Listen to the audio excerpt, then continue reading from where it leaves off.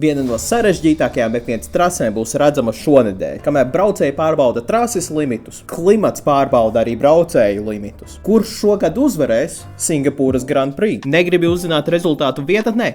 Perfekti. F1 līdzutēju klubs veido Singapūras sacīkstes kopā skatīšanās pasākumu. Droši pievienojies. Varbūt vinnēsi kaut ko no mums? Bet par trasi ir divas lietas, kas to padara īpaši sarežģītu. Un abas ir saistītas ar to, ka tā ir pilsētas trase. Pirmkārt, trases limiti. Protams, ja salīdzinām ar citām pilsētas trasēm, ir vietas, kur var kļūdīties un var arī paglābties, bet sienas tik un tā ir visur. Tātad viena kļūda.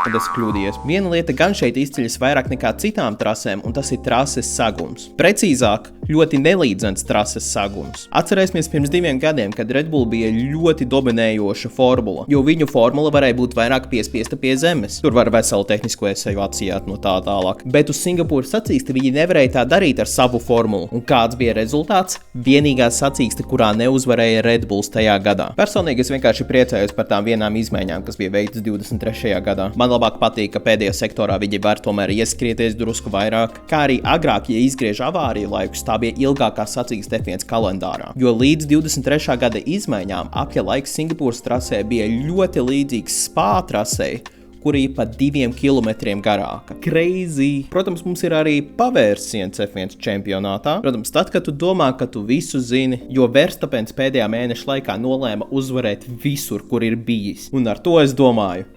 Visur. Bet, lai gan McLarenam negāja sevišķi labi pēdējā sacīkstē, man nāksies apbēdināt vietējo McLaren heiteru bariņu. Šai vajadzētu būt trasei, kur viņiem būs priekšrocība. Tīri tāpēc, ka es gribu redzēt sīvāku cīņu par čempiona titulu. Es ceru, ka es kļūdos, bet es nezinu, kam priekš tā būtu jānotiek.